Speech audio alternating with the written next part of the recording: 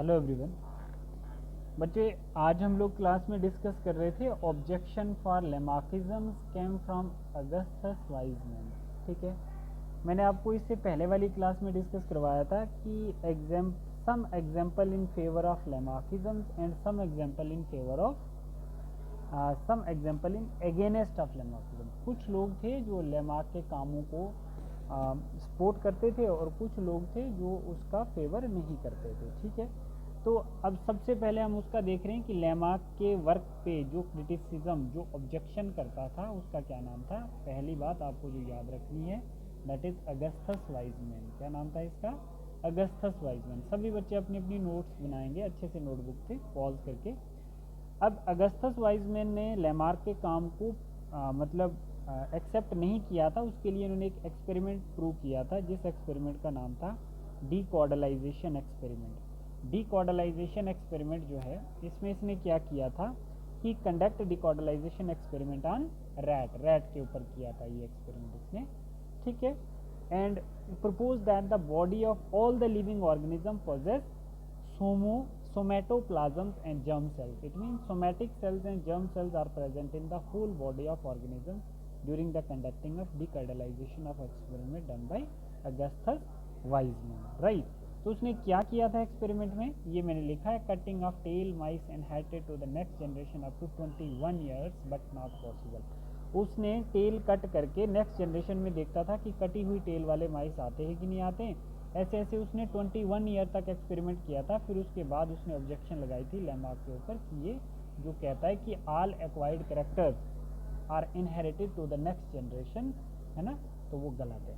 सही है बच्चे, जैसे ये हो गया हमारा। अब अगस्तस वाइजमैन ने एक थ्योरी दी थी जिसमें उसने डिकॉर्डलाइजेशन एक्सपेरिमेंट को एक्सप्लेन किया था। उस थ्योरी का नाम है theory of continuity of germ plasm. ठीक है, theory of continuity of germs plasm. According to this theory protoplasm is of two types. इस थ्योरी के अकॉर्डिंगली प्रोटोप्लाज्म्स को हम लोग दो टाइप में डिवाइड करते हैं। ठीक है बच्चे, अब देखो इसमें क्या बोला है, according to this theory protoplasm into two types. इस थ्योरी के अकॉर्डिंगली प्रोटोप्लाज्म को दो पार्ट में डिवाइड किया गया था। एक सोमा प्लाज्म आ जाता है और एक हमारे पास जर्म प्लाज्म आता है। ठीक, सोमा प्लाज्म मतलब protoplasm of somatic cells. Soma plasm mean ऐसा प्रोटोप्लाज्म जिसमें कौन से सेल प्रेजेंट हैं, सोमैटिक सेल प्रेजेंट है। ठीक है, आप लोग लिख लेना पॉज करके। और जर्म प्लाज्म इट मीन्स कि क्या है, जिसके अंदर गैमीट प्रेजेंट है या जर्म सेल्स प्रेजेंट है। ठीक है, क्या प्रेजेंट है, जर्म सेल्स प्रेजेंट है। ठीक है, ठीक है बेटा। अब नेक्स्ट हम लोग क्या बोलते हैं, जर्म सेल्स को आप लोग गैमेट भी बोल सकते हो। इसने बोला कि इन दोनों में से जो नेक्स्ट जनरेशन में पास होता है वो क्या पास होता है। कहने का मतलब है कि जो हमारे पास सोमैटिक सेल्स हैं, somatic cells die along with individuals. इसके अकॉर्डिंगली जो सोमैटिक सेल्स हैं वो डाई कर जाते हैं इंडिविजुअल्स के साथ ही। Any change in soma plasms will not be inherited. Soma plasms की कोई भी चेंज इनहेरिट नहीं होती है according to according to Augustus Weismann. ठीक है, मतलब बॉडी का सोमोप्लाज्म जो है वो कोई भी इंफॉर्मेशन नेक्स्ट जनरेशन में पास नहीं करता, which is a somatic cell. But germ plasm के लिए बोलता है it give rise to new life, है ना। Any change in germ plasm is inherited. Germ plasm में अगर कोई भी चेंज होती है वो इनहेरिट हो जाती है नेक्स्ट जनरेशन में। ठीक है बच्चे, so we called theory of continuity of germ plasm said by Weismann. ठीक है, तो इस थ्योरी को किसने दिया था, वाइजमैन ने दिया था। इसका कहना था, वाइजमैन का कहना था कि जर्म प्लाज्म की सारी इन्फॉर्मेशन नेक्स्ट जनरेशन में इनहेरिट होती है, बट सोमा प्लाज्म की कोई भी इन्फॉर्मेशन जो सोमैटिक सेल से होती है वो इंसान के साथ ही डाई कर जाती है, इवन कि वो आगे ट्रांसफर नहीं होती है। ठीक है, but this also criticize by the scientist. इस चीज़ को भी क्रिटिसाइज किया था, क्योंकि बच्चे आप खुद सोचो, जो स्किन सेल है, अस्थमा होता है, अस्थमा डिजीज है, स्किन सेल से other disease which are appear in the body, है ना, पैचेज होना बॉडी के ऊपर, those are inherited by germ cells. वो चीज़ें भी जर्म सेल्स में इनहेरिट हो जाती हैं, they are in somatic cells. ठीक है, इवन कि वो सोमैटिक सेल्स में होती हैं। आप खुद सोचो बच्चे, स्किन कैंसर है जैसे बॉडी में, तो वो क्या है, वो सोमैटिक सेल्स में होता है। बेसिकली डॉक्टर जो होता है said to patient in your history someone else have cancer. किसी इंसान को तुम्हारे इसमें जैसे बाल्डनेस होती है तो किसी को है, तो अगर कोई प्रॉब्लम बॉडी में है तो वो भी ट्रांसफ़र होती है, बाकी साइंटिस्ट कहते हैं। बट इसके अकॉर्डिंगली, वाइजमैन के अकॉर्डिंगली ये चीज़ बोली गई है कि भाई जो भी सोमेटिक सेल की कोई डिजीज होती है वो इनहेरिट नहीं होती है, जर्म सेल्स की डिजीज को इनहेरिट किया जाता है। डन, ये बात समझ में आई, ठीक है। So we called the theory of continuity of germ plasm said by Weismann. अच्छा, कुछ क्या थे, फॉलोअर थे लेमार्क के, ठीक है। अब ये एक इकलौता जो था जिसका नाम क्या था, वाइजमैन था, अगस्टस वाइजमैन, जो इसके अगेंस्ट बात कर रहा था। अब फॉलोअर जो है लेमार्क के, उनको नियो लेमार्किस्ट बोलते हैं। क्या बोलते हैं बच्चे उसको, नियो लेमार्किस्ट बोलते हैं उसको, ठीक है। जो फॉलोअर होते हैं लेमार्क के, जैसे कोप आ गया, ऑइसबर्न आ गया, पैकार्ड आ गया और स्पेंसर आ गया, ये कुछ जो साइंटिस्ट हैं, ठीक है। The contribution of Lamarck gradual accepted of the concept of biological evolution, इसके अकॉर्डिंगली जो बायोलॉजिकल एवोल्यूशन है इन सब ने एक्सेप्ट की थी और इनको हम नियो लेमार्किस्ट कहते हैं, ठीक है बच्चे। Neo Lamarckist consider that adaptation are universal, ठीक है। इन्होंने एडॉप्टेशन को ही यूनिवर्सल माना था एवोल्यूशन का। ऑर्गेनिज्म एक्वायर, देखो अब जैसे हम लोग बोलते हैं neo Lamarckist consider that adaptation are universal, देखो अब इसमें हम क्या बोल सकते हैं, organism acquired new structure due to their adaptation. जो ऑर्गेनिज्म होता है वो अपना एक जो न्यू स्ट्रक्चर एक्वायर्ड करता है वो अपनी एडॉप्टेशन के अकॉर्डिंगली एक्वायर्ड करता है to the change environment condition. जैसे जैसे इन्वायरमेंट की कंडीशन चेंज होगी वैसे वैसे वो अपना स्ट्रक्चर भी बॉडी का चेंज करता है, ठीक है। ये किसकी बात हो रही है, जो नियो लेमार्किज्म्स हैं जो सपोर्ट कर रहे हैं लेमार्क को, क्योंकि लेमार्क ने ही तो बोला था कि change in environment is a cause of evolution, ठीक है, वो एक कंडीशन है। तो ठीक है, तो ये बाकी भी सपोर्ट कर रहे थे कि ऑर्गेनिज्म जो भी अपना न्यू स्ट्रक्चर रिक्वायर्ड करता है वो एनवायरनमेंट में एडॉप्टेशन के अकॉर्डिंगली वो अडॉप्ट कर देता है उसकी शेप को। तो बोला गया according to Lamarck and neo Lamarckism evolution is completely depend upon the change environmental condition. ये बात समझ में आई बच्चे, ठीक है, ठीक है। Such variation can be inherited, यहाँ पे लिख लो आप लोग, such variation can be inherited. They argue, मतलब they argue that external conditions stimulate the somatic cell to produce certain secretion which reaches the sex cells through the blood, है ना। तो ये कुछ आर्ग्यूमेंट्स कर रहे थे, ठीक है। आर्ग्यूमेंट्स क्या कर रहे थे कि मतलब बहुत सारे सोमेटिक सेल्स हैं वो कुछ सेक्रेट करते होंगे जो सेक्स सेल तक पहुंचते होंगे और फिर वो सेक्स सेल के द्वारा ही आगे वो डिजीज ट्रांसफर होती है, समझ रहे हो। तो ये कौन कह रहा है, लेमार्क के द्वारा ये कुछ जो आर्ग्यूमेंट्स आ रहे थे कि ऐसे ऐसे करके ये सब हो रहा है, ठीक है। तो बट अगस्टस वाइजमैन ने इस चीज़ को बिल्कुल भी एक्सेप्ट नहीं किया था। फिर लेटर ऑन हमारे पास आती है डार्विनिज्म थ्योरी। कौन सी आएगी theory, Darwinism theory. It is an evolutionary theory proposed by Charles Robert Darwin. अपनी अपनी नोटबुक पे लिखना ज़रा, तभी मैंने ऐसा लिखा है। डार्विनिज्म थ्योरी किसने की है, हमने पहले भी लिखा था, चार्ल्स रॉबर्ट ब्राउन। इसका पूरा नाम है CR चार्ल्स रॉबर्ट डार्विन, ठीक है, इसका पूरा नाम है। और कब, 1809 से लेके 1882 तक, ठीक है।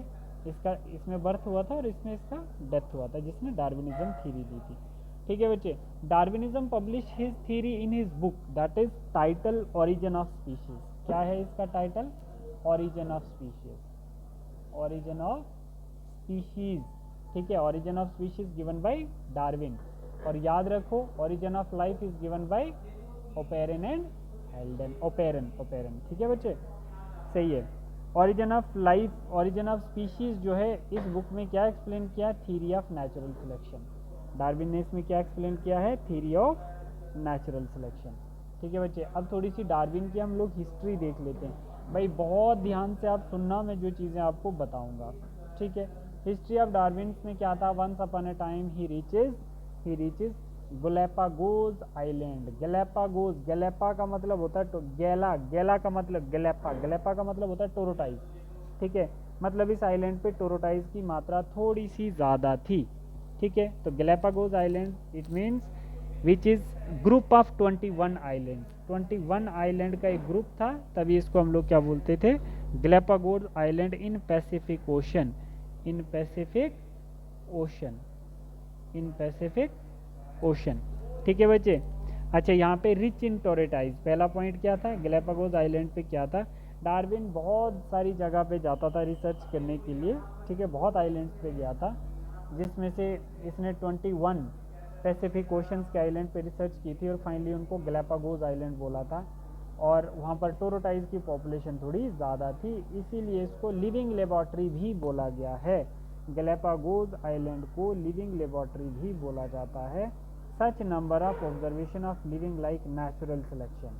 ठीक है, तो यहाँ पर ये ऑब्जर्व कर रहा था, यहाँ पे ये ऑब्जर्व कर रहा था कि यहाँ पर क्या है, नेचुरल सिलेक्शन है। Survival of the fittest are those which are selected by the nature, that is natural selection. He observe 14 different species of bird. इसने क्या किया यहाँ पे, he observe 14 different species of bird. कहाँ पर, गैलापागोस आइलैंड पे, जिसको हम लिविंग लेबॉर्ट्री भी कहते हैं। ठीक है, on the different islands on the basis of different beaks. इसने क्या किया बच्चे, यहाँ पे ध्यान दो, इसने क्या किया यहाँ पर, he observed 14 different species of birds. किस पे, गैलापागोस आइलैंड पे, on the basis of different, मतलब on the different islands, on the different islands on the basis of different beaks. ठीक है, बीक्स के बेस पे उसने 14 डिफरेंट स्पीशीज को एब्जॉर्ब किया बर्ड की। उनको क्या बोला गया है, डार्विन फिंचेस।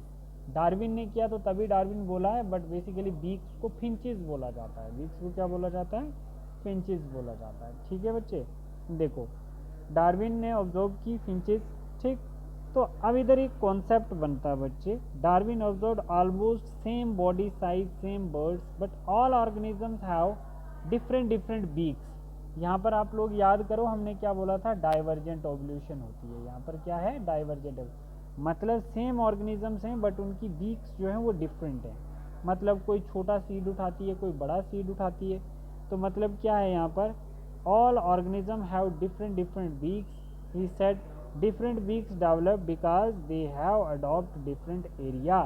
ठीक है बच्चे, ये डिफरेंट बीक इसलिए अडॉप्ट हुई हैं क्योंकि इन्होंने ऑप्ट क्या किया है, डिफरेंट एरियाज ऑप्ट किए हैं। तो इसको हम लोग क्या बोल सकते हैं, डाइवर्जेंट एवोल्यूशन। डाइवर्जेंट एवोल्यूशन का मतलब पहले ये सब एक ही जैसे थे, हैबिटेट के बेस पे इन्होंने अपने बीक्स को वैसा बना दिया है, डेवलप कर दिया है, तो इसीलिए इसको डाइवर्जेंट एवोल्यूशन बोला जाता है। ठीक है बच्चे, तो जो डार्विन की फिंचेस होती हैं उनमें कौन सी एवोल्यूशन होती है, ये नीट में क्वेश्चन आ रखा है पहले। ठीक है, नीट में ये क्वेश्चन PYQ है। ठीक है, तो गैलापागोस आइलैंड पे जितने भी बर्ड्स थे उनकी जो फिंचेस थी वो कैसी थी, उनकी जो फिंचेस थी, जो बीक्स थी, उनमें डाइवर्जेंट एवोल्यूशन देखने को मिला। मतलब same structure, same origin, but different function due to different habitat. समझ रहे बच्चे, according to this slightly change the structure but basic remain same, but overall superficially structure difference will develop. ठीक है बच्चे, ठीक है, देखो मतलब ये कह सकते हैं हम लोग, because they need to perform different function, it means different different islands, different foods. ठीक है, beaks develop according to food, right? Darwin observed with this and concluded and ultimately he gave his theory. ठीक है, he read, इसने एक book पढ़ी थी। देखो मतलब जो चार्ल्स डार्विन थे उन्होंने एक बुक पढ़ी थी, essay on population, written by Thomas Malthus. इस बुक को लिखने वाला कौन था, थॉमस माल्थस। थॉमस माल्थस एक इकोनॉमिस्ट थे, उन्होंने इस बुक को लिखा था जिसको डार्विन ने पढ़ा था। ठीक है, ये एक इकोनॉमिस्ट थे, इन्होंने इस बुक में पढ़ा था, the population were increase day by day, once the resource will decrease, there will be intense competition among the peoples for food and shelter. ठीक है बच्चे, डार्विन को थोड़ा यहाँ से एक आइडिया आया कि सच में ऐसी बात है क्या, मतलब अगर रिसोर्स नहीं होगा तो पॉपुलेशन जो होगी वो एलिमिनेट हो जाएगी। मतलब डार्विन को इस स्टेटमेंट से ये पता चल रहा था बच्चे कि कहीं ना कहीं रिसोर्स पॉपुलेशन को सपोर्ट करता है।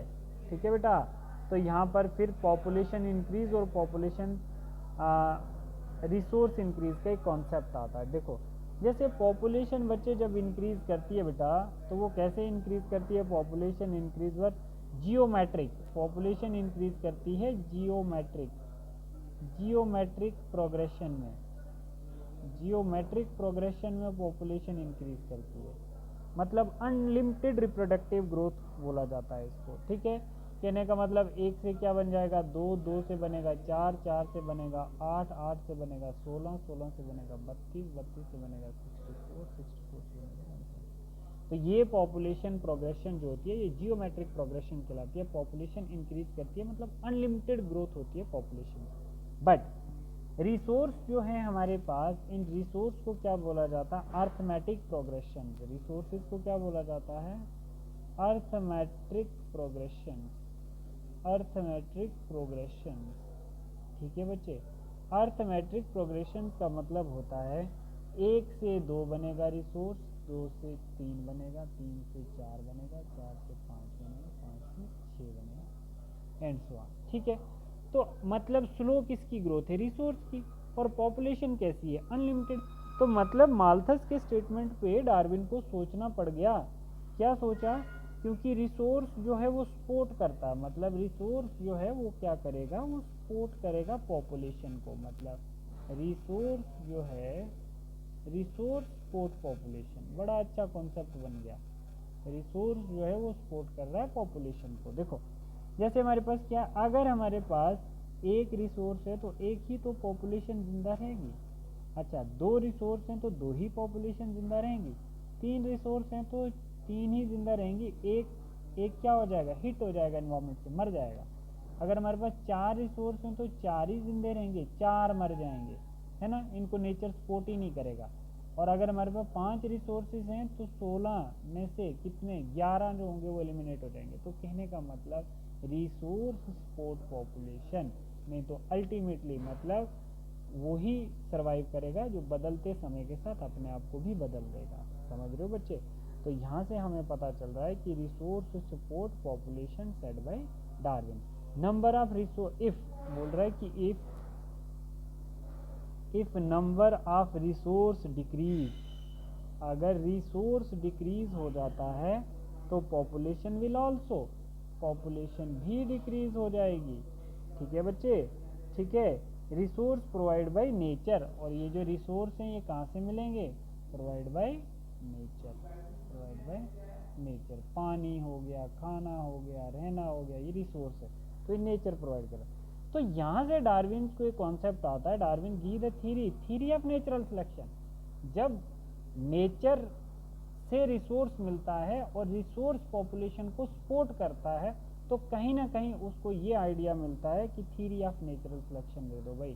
थ्योरी ऑफ नेचुरल सिलेक्शन क्या कहती है, ultimately resource were given, ultimately resource were given which is selected by nature. ठीक है, रिसोर्स जिसको दोगे वो ही सर्वाइव करेगा, उसी को नेचर सिलेक्ट करेगा, है ना बच्चे।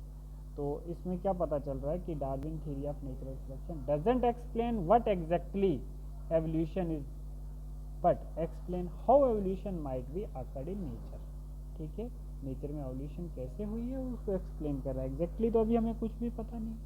तो मेन पोस्टुलेट यहाँ पे देखते हैं क्या बोल रहे हैं। Main postulate of this theory given by Darwin, जो आपके पेपर में भी आते हैं, पेपर में भी आते हैं, जेके बोर्ड के पेपर में भी आते हैं। Main postulate set by Darwin, unlimited reproductive capacity but limited resource. तो मतलब आप लोगों के लिए क्वेश्चन बन जाता है, ये कौन सी जियोमेट्रिक प्रोग्रेशन हो गई। ठीक है बच्चे, फिर बोल रहे हैं, देखो बोल रहे हैं कि unlimited reproductive capacity but limited resource. जब लिमिटेड रिसोर्स की बात करते हैं तो कौन से हमारे आ जाते हैं, लिमिटेड रिसोर्स की बात करें तो हमारी अर्थमेटिक प्रोग्रेशन आती है, अर्थमेटिक प्रोग्रेशन। बट जब हम लोग रिप्रोडक्टिव कैपेसिटी अनलिमिटेड बात करते हैं तो हमारी जियोमेट्रिक प्रोग्रेशन होती है। तो मतलब डार्विन ने पहला स्टेटमेंट दिया unlimited reproductive capacity but limited resources. ठीक है, इसने बताया कि resources always help to population growth. Next, lead to struggles. बोल रहा है कि हमें क्या करना पड़ेगा, जीने के लिए स्ट्रगल करना पड़ेगा। Lead to struggle for existence, अपने आप को प्रूव करना, अपने आप को रखने के लिए हमें समय के साथ बदलना पड़ेगा, है ना, और रहने के लिए हमें स्ट्रगल करना पड़ेगा। मतलब जैसे आप खुद सोचो ना, कंपटीशन इंक्रीज होगा ना, मतलब जैसे क्या होता है, आप लोग पेपर दे रहे हो तो आने वाले टाइम में आपके बाद वाले बैच जो होंगे वो बहुत एफिशिएंट बैच होंगे, और आप लोगों को ना सरवाइव करने के लिए, आपको सरवाइव करने के लिए उनको compete करना पड़ेगा, नहीं तो आप उस रेस से हार जाओगे। तो मतलब कंपटीशन इंक्रीज करता है ना बच्चे। लाइक कोविड वैक्सीन, मेडिकल वगैरह, जैसे कोविड के टाइम में हम लोगों ने अपने आप को चेंज किया तो सर्वाइव कर रहे हैं। जैसे मेडिकल सीट ही मान के चलो, मेडिकल सीट कितनी होती हैं, 3% होती हैं, और बच्चे कितने होते हैं, 97% बाहर होते हैं। तो मतलब उसमें क्या है, जो जो सीट ले पाएगा, तो मतलब when competition were increase need to survive with this, otherwise eliminate from the system, we need to change with this competition, है ना। टाइम के साथ बदलना भी जरूरी है, नहीं तो एलिमिनेट हो जाएंगे। ठीक है बच्चे, देखो चेंज द पैटर्न ऑफ, एक एग्जांपल मैं आपको बताता हूँ, ध्यान से सुनना। जैसे नीट के पैटर्न का एग्ज़ाम हम चेंज कर देते हैं, उसमें क्या कर देते हैं, इंक्रीज कर देते हैं choice inside the question paper, marks will be same, है ना। It is not the time is required to find easy question choice, है ना। क्वेश्चन अराउंड 20, तो हमने कंपटीशन इंक्रीज किया ना यहाँ पे, ठीक है, चॉइस बढ़ा दी है, क्योंकि पढ़ने में टाइम वेस्ट होगा बच्चों का, ठीक है। One who is going to change accordingly the time, अगर जो उस चॉइस के साथ फटाफट पढ़ के क्वेश्चन पेपर कर देगा, who will survive, who will change accordingly, जो बदलता है समय के साथ, जो बदलते समय के साथ बदलेगा वो ही सर्वाइव करेगा। लीड्स टू वेरिएशन, तो फिर उसमें वेरिएशन आ जाएगी ना, जो नहीं कर पाया है तो वो कुछ और ही होगा, और जिसने कर लिया तो उसमें वेरिएशन आ जाएगी। अब हमारे पास आती है लीड्स टू वेरिएशन। वेरिएशन क्या होती है बच्चे, एक यूजफुल वेरिएशन होती है, और एक हमारे पास non useful variation. Useful variation का मतलब होता है बच्चे good strategy, good strategy to send the medical college, वो स्ट्रेटजी जिससे आप सीट क्रैक कर लेते हो, और बैड स्ट्रेटजी होती है नॉन यूजफुल वेरिएशन, मतलब जिससे आप लोग रह जाओगे, है ना। समझ आई बात, ठीक है। तो यहाँ पर क्या हो रहा है, यहाँ पर भी नेचुरल सिलेक्शन हो रही है ना बेटा, यहाँ पर भी नेचुरल सिलेक्शन हो रही है, नेचुरल सिलेक्शन हो रही है। जिसकी पॉजिटिव अप्रोच होगी वो यूजफुल वेरिएशन यूज करेगा, जिसकी नेगेटिव होगी तो non useful. Reaches to the resource, है ना, इन्होंने क्या पहुंचना है, रिसोर्स तक पहुंचना है। One who is ready to change with the changing time, nature is that person sites always.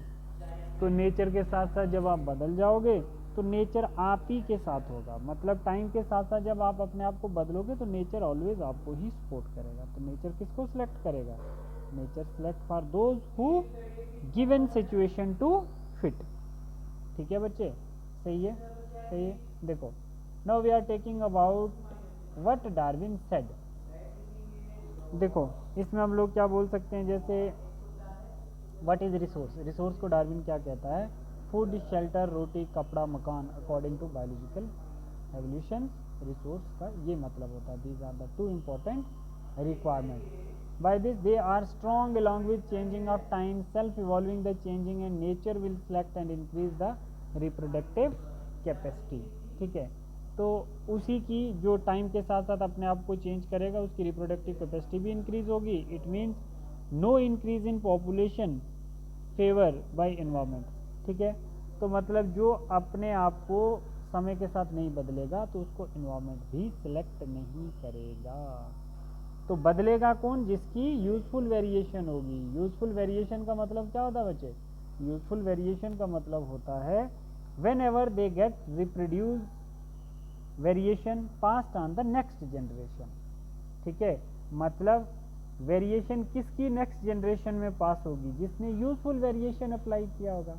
Non useful variation जो होगी नॉट इनहेरिटेड, ये पास भी नहीं होगी, क्योंकि ये एनवायरमेंट से, सिस्टम से ही एलिमिनेट हो जाएगा। तो इनहेरिट क्या होना है, ठीक है बच्चे, inherited to next generation.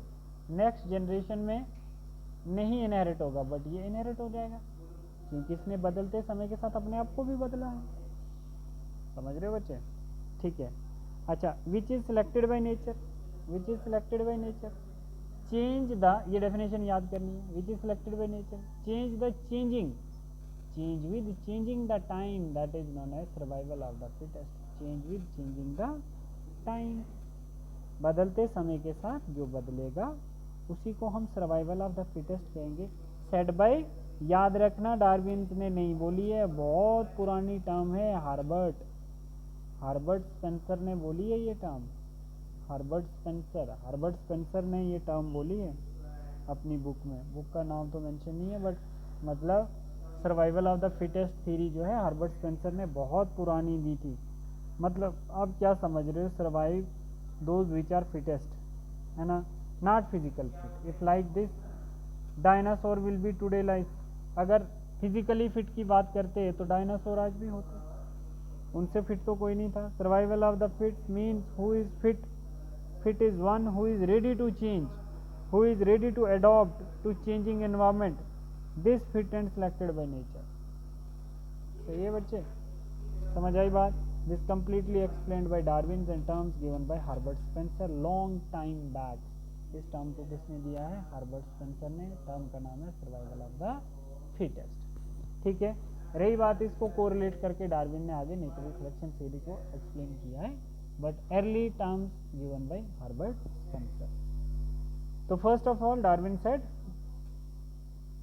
What is fit, explain किया उसने, है ना, जो बदलते टाइम के साथ, मतलब फिट किसको हम बोलेंगे, व्हाट इज फिट, जो क्या करेगा बच्चे, fit is one who is ready to change, who is ready to adopt to changing environment, ठीक है, which is selected by nature. ये डेफिनेशन है आपके फिट की। First of all Darwin said, देखो अब इसमें हम लोग क्या देखेंगे, डार्विन ने क्या बोला है, इसको कंक्लूड करो। ओवर प्रोडक्शन मतलब unlimited, unlimited reproductive, unlimited reproductive capacity, unlimited reproductive capacity. Limited resource मतलब क्या है, फूड और शेल्टर, फूड और शेल्टर, ठीक है। अच्छा, struggle for existence that is competition, ये क्या है, कंपटीशन है, struggle for existence which is competition, ठीक है बच्चे। Competition is a very negative interaction, है ना, both the partners are harm. Competition कोई अच्छी बात नहीं है, competition is not good to all the time because they harm both the partners. To decrease the competition too much required for survival, है ना, competition को रिलीज करना जरूरी है, हर टाइम कंपटीशन अच्छी बात नहीं होती है। तो मतलब हम स्ट्रगल कर रहे हैं एग्जिस्टेंस के लिए, ठीक है, तो हमारे पास तीन टाइप का स्ट्रगल है, एक इंट्रा स्पेसिफिक, एक इंटर स्पेसिफिक और एक स्ट्रगल विद एनवायरमेंट। देखो बच्चे, इंट्रा का मतलब होता है सेम, इंट्रा का मतलब क्या होता है, सेम, ठीक है, इंटर का मतलब होता है डिफरेंट, ठीक है बच्चे। तो हम लोग बोल रहे हैं कि with in same species struggle, same species में अगर स्ट्रगल है, ठीक है, डिफरेंट स्पीशीज में अगर स्ट्रगल है, और इसके लिए हम क्या बोल सकते हैं, with the environment, struggle against the environment, struggle against the environment, against the environment, ठीक है बच्चे। जैसे हम लोग क्या बोल सकते हैं इसका मतलब, इंट्रास्पेसिफिक स्ट्रगल जो है हमारा, हम बोल सकते हैं जैसे बच्चे मोर फेरोशियस होता है because organism are fight for same resource.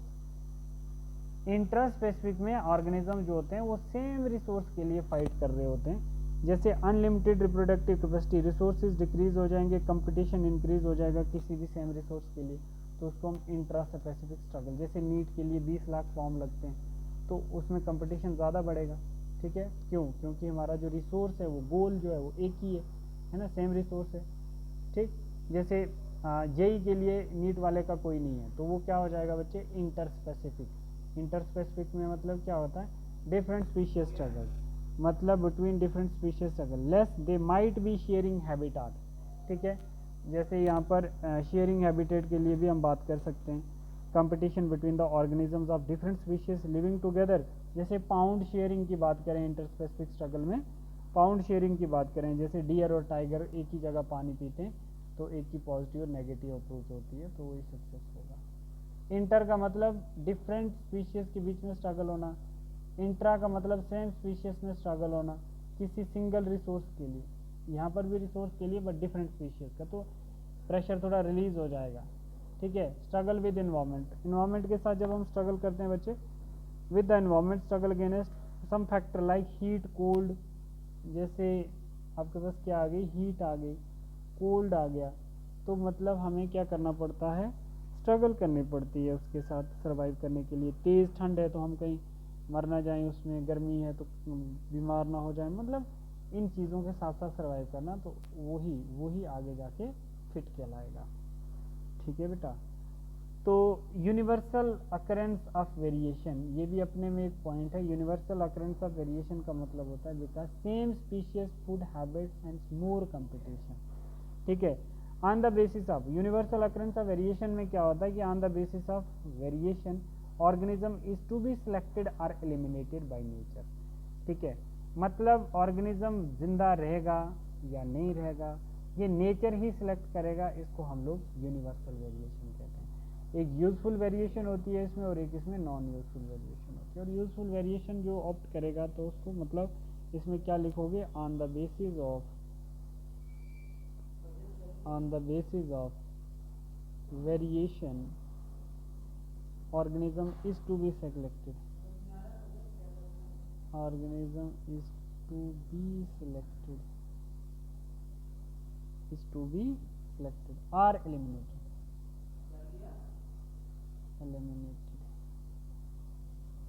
ठीक है बच्चे। फिर लास्ट हमारे पास आता है इसके बाद नेचुरल सिलेक्शन थ्योरी। इसमें क्या है, survival of the fittest, fit is one who is ready to change, not physical fit, all about reproductive fitness, ठीक है। देखो एनवायरमेंटल हम क्या बोलते हैं, fit is one who is ready to adopt the changing environment, this is known as useful variation. उसको क्या बोलेंगे हम लोग, यूजफुल वेरिएशन हो गया और उसी को नेचर भी सिलेक्ट करेगा। जो यूजफुल वेरिएशन ऑप्ट करेगा तो उसी को क्या करेगा, नेचर भी सिलेक्ट करेगा, नेचर विल सिलेक्ट, है ना बच्चे, ये बात समझ आई। This useful generation passes to the next generation, जो यूजफुल वेरिएशन अप्लाई करेंगे तो उसकी जनरेशन नेक्स्ट जनरेशन भी जाएंगे character and accumulate in years variation and form new species और ओरिजिन, तो नई स्पीशीज बनने के चांसेस भी होंगे। ओरिजिन ऑफ स्पीशीज क्या होता है, जैसे हमारे पास ये आता है origin of species. Origin of species में हम लोग देखते हैं फॉर्मेशन ऑफ न्यू स्पीशीज, इसमें क्या होता है, formation of new species, formation of new species known as